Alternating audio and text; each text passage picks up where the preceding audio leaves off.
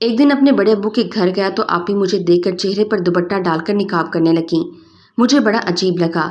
پھر مجھے بڑی امی نے بتایا کہ آپی نے پردہ کرنا شروع کر دیا ہے۔ میں نے یہ سن کر خوب ہنسنا شروع کر دیا۔ پھر تو سمجھے میں ہر وقت بس آپی کو تنگ کرتا رہتا۔ وہ بیچاری مجھ سے منہ چھپاتی پھرتیں۔ آپی تمہارا چہرہ نظر آ رہا ہے، یہ میرا ہر وقت کا تکیہ کلام تھا۔ مجھے یقین مانے بڑا مزہ آتا تھا انہیں جھانک جھانک کر دیکھ کر تنگ کرنے میں۔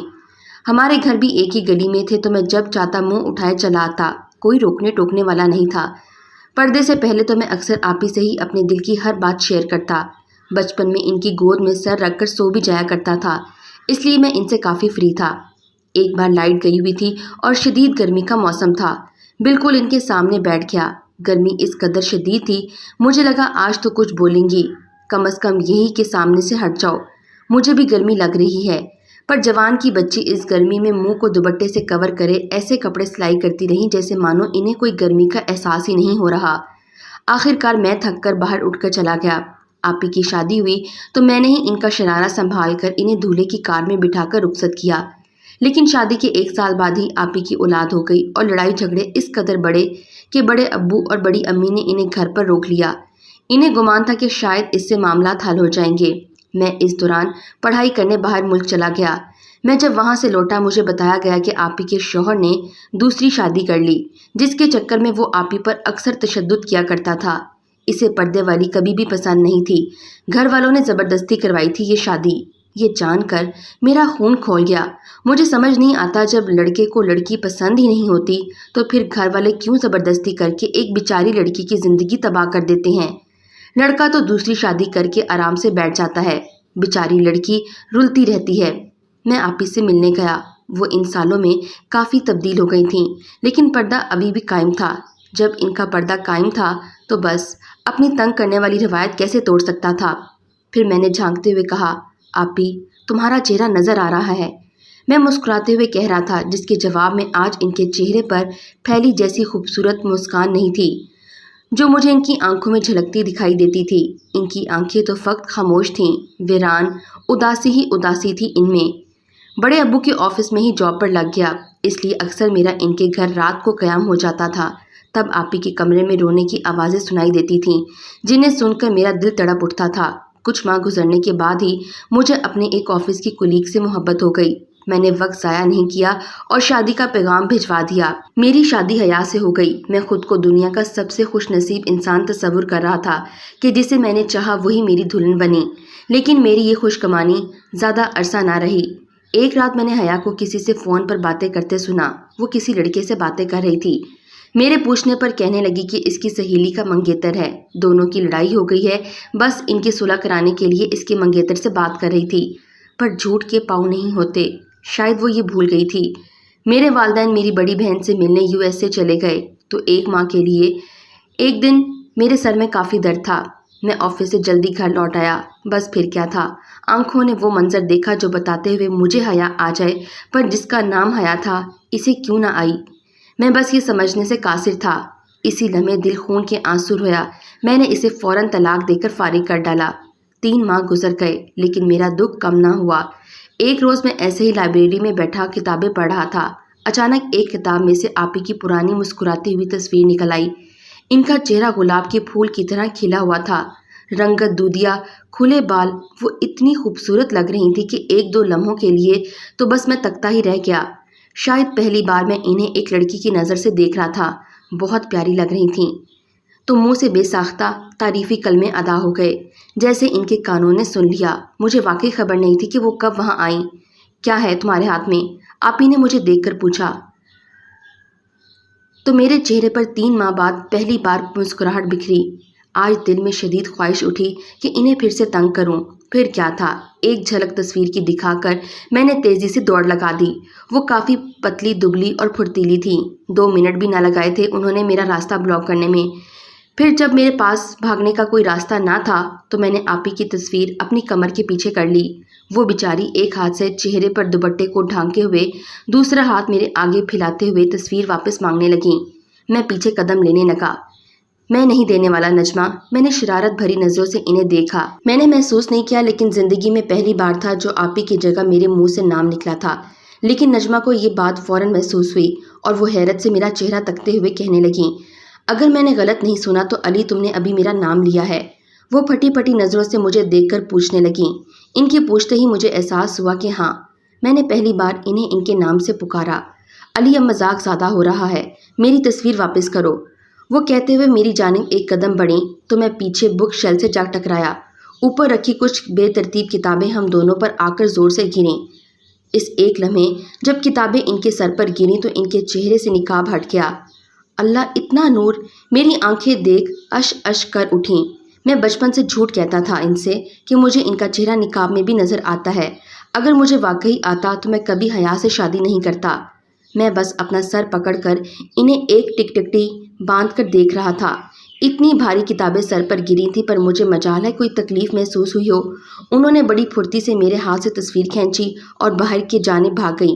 میں بس اس لمحے کی یاد میں ہی قید ہو کر رہ گیا جب ان کا نقاب ہٹا تھا۔ اب میں نے ٹھان لی تھی کہ نجمہ کو اپنی دلہن بنانا ہے۔ ہر وقت نجمہ کے ہی گھر رہنے لگا۔ مجھے سکون ملتا تھا انہیں تنگ کر کے۔ 6 ماہ شادی، 3 ماہ غم، 9 ماہ، تو ان 9 ماہ کے قصر میں نے چند دنوں میں ہی نکاح کرنے کی مانو ٹھان لی تھی۔ اب میں نام لے کر مخاطب کرتا تھا۔ ایک برابر ٹیبل پر رکھا پانی کا گلاس بھی چاہیے ہوتا تو نجمہ پانی لانا پلیز کہہ کر پورے گھر میں شور مچاتا۔ سب نے محسوس کرنا شروع کر دیا تو پھر وہ کیسے نہ محسوس کرتی کہ میرے انداز گفتگو کافی بدل گیا تھا۔ کھانے کی ٹیبل پر بالکل آپ جان کر کے ان کے سامنے بیٹھتا، انہیں تنگ کرنے کی نیت سے۔ وہ کافی صبر والا نیچر رکھتی تھیں، اسے اچھی طرح واقفیت رکھتا تھا میں۔ مجھے تبھی معلوم تھا کہ کتنا بھی تنگ کر لوں منہ سے ایک حرف بھی ادا نہیں کریں گی۔ پر ایک دن آخر کار میری محنت رنگ لے آئی اور وہ غصے میں آ ہی گئیں۔ ایک دن میں کچن میں ان کا پیچھا کرتا ہوا جا پہنچا۔ وہ فریج سے کچھ نکال رہی تھیں۔ مجھے واقعی خبر نہیں تھی کہ وہ میری موجودگی سے بے خبر ہیں اور چہرے پر نقاب نہیں ڈالا ہوا۔ میں اپنی عادت سے مجبور انہیں جھانکتے ہوئے بولا، نجمہ، آپ کا چہرہ مجھے نظر آ رہا ہے۔ میں شوخی سے بولتا بولتا خاموش ہوا۔ یہ دیکھ کے واقعی مجھے ان کا نوری چہرہ نظر آ گیا تھا۔ وہ چونک کر پیچھے ہٹیں۔ میں انہیں ڈرانا نہیں چاہتا تھا، میں خود بھی شرمندہ سا ہو گیا۔ علی، ہر چیز کی ایک حد ہوتی ہے، بھول گئے ہو کیا؟ بڑی بہن ہو تمہاری، آپ ہی بولتے ہو تم مجھے۔ انہوں نے اپنے دوپٹے سے چہرے کو کور کر کے غصے سے بھپر کر مجھے دیکھا۔ یقین کریں، پہلی بار انہیں اس قدر غصے میں دیکھا تھا۔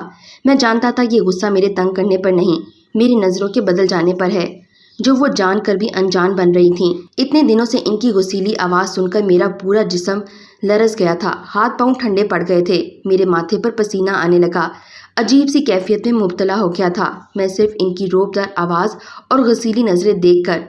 پھر میں نے ہمت کی، کیونکہ مجھے شادی کرنی تھی اور میں اپنے فیصلے کو لے کر نہایت سنجیدہ تھا۔ میں نے بہت ہمت کر کے ان کی آنکھوں میں جھانکتے ہوئے پوچھا، اگر میری بڑی بہن ہو تو پھر مجھ سے یہ پردہ کیوں؟ میرا سوال سن کر وہ بری طرح چونکیں۔ میں نے آج انہیں ہمارے اصل رشتے سے تعارف کروایا۔ جس نظر سے میں انہیں دیکھنے لگا تھا، تم سے مجھے یہ امید نہیں تھی علی۔ وہ نہایت کم گو تھیں۔ وہ مفہومانہ انداز میں کہہ کر مجھے شکوے بھری نگاہ سے دیکھ کر جانے لگیں۔ میرے دل کو ان کے کہے الفاظ چبھتے ہوئے محسوس ہوئے۔ میں نکاح کرنا چاہتا ہوں، اس میں کیا غلط ہے؟ میں سرد لہجے میں بولنے لگا۔ مجھے نہیں خبر یہ ہمت مجھ میں کہاں سے آئی تھی، پر میں نے صاف الفاظ میں حال دل بیان کر دیا۔ وہ یہ سن کر غصے سے پلٹیں۔ میں شادی شدہ ہوں، کچھ تو خدا کا خوف کرو۔ ان کا خود کو شادی شدہ کہنا مجھے کانٹوں پر لٹا گیا۔ دل میں تو بہت کچھ تھا کہنے کے لیے، پر میں نے جذبات و غصے پر قابو پانے کی کوشش کی۔ شوہر تو عورت کا محافظ ہوتا ہے، ایک نامحرم کے آپ کی جانب قدم بڑھ رہے ہیں، کہاں ہے وہ اس وقت؟ آپ کس خوشگوانی میں جیتی ہیں؟ میں سمجھ نہیں پاتا کیسے بول پاتی ہیں اس خبیث شخص کو اپنا شوہر جو آپ کو زندہ لاش بنا کر اپنی زندگی میں مست ہے۔ میں آپ کو اس بے معنی رشتے سے آزاد کرانا چاہتا ہوں، مجھے اجازت دیں میں طلاق کروا دوں آپ کی، میں نے نہایت محبت سے کہا۔ میری بات سن کر ان کی آنکھیں آنسوں سے بھر آئیں۔ مجھے لگا اس لمحے ان کی آنکھوں میں ایک عجیب سی کشش آ گئی، مانو جینے کی کوئی امنگ جاگی ہو۔ پھر کیا تھا؟ اگلا قدم میرا اپنے والدین سے بات کرنا تھا۔ مجھے خبر تھی سخت مخالفت ملے گی اس رشتے کی، مگر میں ڈٹ گیا۔ شادی تو نجمہ سے ہی کروں گا۔ میں نے اس معاشرے کی پرواہ ذرا بھی نہ کی، کیونکہ اس معاشرے کے دوگلے لوگوں کو اور ان کی باتوں سے میں اچھی طرح واقفیت رکھتا تھا۔ یہ وہی لوگ تھے جنہوں نے نجمہ کی منگنی جب اس خبیث لڑکے سے ہوئی تو ہر وقت بس اس کی تعریف کے قصیدے سناتے رہتے تھے۔ پھر جب نجمہ کو اس کے شوہر نے مارا تو یہی لوگ ہمارے گھر میں بیٹھ کر اس کے شوہر کی برائی کرتے ہوئے کہتے تھے ہم نے تو بہت سمجھایا تھا، منع بھی کیا تھا اس رشتے کے لیے، پر سنتا کون ہے ہماری بات؟ آج کل تو سب اپنی اپنی چلاتے ہیں۔ دیکھا اب کیسے گھر آ کر بیٹھ گئی۔ پھر انہی لوگوں کو بڑا خوش ہو کر میں نے اس خبیث شخص کی دوسری شادی کی مٹھائی کھاتے دیکھا۔ سب کو نہ جانے کیوں لگ رہا تھا کہ میں صرف ترس کھا رہا ہوں نجمہ پر، شاید وہ بھی یہی سمجھتی تھی۔ ایک بار میں صوفے پر بیٹھا کام کر رہا تھا کہ وہ خود ہی آ کر پانی کا گلاس اور ایک پرچی رکھ کر چلی گئیں۔ میں نے سارے کام چھوڑ کر پہلے پرچی پڑھی۔ اس میں لکھا تھا کہ نظر ثانی کرو اپنے فیصلے پر، میں عمر میں تم سے بڑی ہوں، ساتھ ساتھ ایک بچے کی ماں بھی ہوں، مجھ پر ترس کھا کے اپنی زندگی تباہ نہ کرو۔ میں ان مردوں میں سے تھا جس نے عورت کی بے وفائی کا مزہ چکھا تھا، عورت ذات پر سے اعتبار اٹھ گیا تھا، مگر جب میری نظر نجمہ پر پڑی تھی تو مجھے اس کی پاک دامنی مجبور کرتی تھی یہ ماننے کے لیے کہ ہر لڑکی ایک جیسی نہیں ہوتی، دودھ کا جلا تو چھاچھ بھی پھونک پھونک کر پیتا ہے۔ میں نجمہ کی پاک دامنی کا خود بہت بڑا گواہ تھا، تو اس سے اچھی لڑکی کون مل سکتی تھی مجھے جیون ساتھی کے طور پر؟ یہ بات کوئی سمجھنے کے لیے تیار ہی نہیں تھا، پر میں اپنے نام کا علی تھا۔ سب کی مخالفت کے باوجود بڑے ابو کو لے کر نجمہ کی طلاق مانگنے پہنچ گیا اس گھٹیا شخص کے پاس۔ یقین مانے میں گالیاں نہیں بکتا، ورنہ بہت اچھے اچھے القابات سے نواز کر آپ کو اس گھٹیا شخص کی شخصیت سے تعارف کرواتا۔ اس جیسا بے حس شخص میں نے اپنی زندگی میں نہیں دیکھا تھا۔ اتنی آرام سے ہمارے کہتے ہی طلاق دے ڈالی، جیسے کوئی بوجھ ہو جو اتارنے کے لیے کب سے تیار بیٹھا ہو۔ طلاق والی رات میں بڑے ابو کے گھر ہی رکا کام کے بہانے۔ مجھے پتا تھا کہ آج کی رات اس بیچاری کے لیے بہت بھاری ہوگی۔ اس کے کمرے میں آج بہت سالوں بعد بہت بری طرح سے چیخ چیخ کر رونے کی آوازیں آ رہی تھیں۔ میرا دل اس کی تکلیف دے کر بری طرح سے تڑپ رہا تھا۔ میں نے واپسی کی آج اس کی آخری امید بھی ختم کر دی تھی۔ یہ غلطی اس کی نہیں، ہمارے معاشرے کی ہے، جو اس بیچاری کو اتنے سالوں تک اس جھوٹی امید میں رکھے تھے کہ تم دعا کرو خدا تیرے شوہر کے دل میں رحم ڈال دے، دیکھنا ایک دن وہ آ کر تجھے واپس لے جائے گا، تجھے تیرا بچہ بھی ملے گا اور تیرا شوہر بھی۔ ایسے ہی نہ جانے کتنے جملے میں اس رشتہ دار خواتین کو نجمہ کو دلاسا دیتے ہوئے کہتا ہوا سنتا تھا۔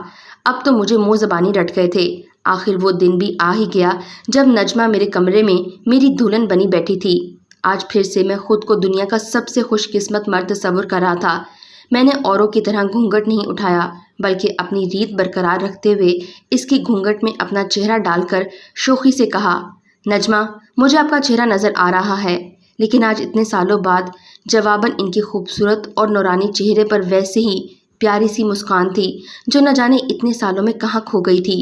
میرا دل اس لمحے مسرت سے لبریز ہو گیا۔ پھر گھونگھٹ اٹھا کر میں نے اپنی خوبصورت دلہن کی پیشانی سے اپنی پیشانی جوڑ کر کہا، میں خدا کا جتنا شکر ادا کروں کم ہے کہ اس نے مجھے تم جیسی پاک دامن عورت سے نوازا۔ نجمہ کی آنکھیں میرا شکر خدا سن کر بھر آئیں۔ میں نے اس کے موتی جیسے آنسو صاف کیے فوراً۔ میں بہت خوش رہنے لگا تھا، اتنا کہ شاید الفاظوں میں بیان بھی نہ کر سکوں۔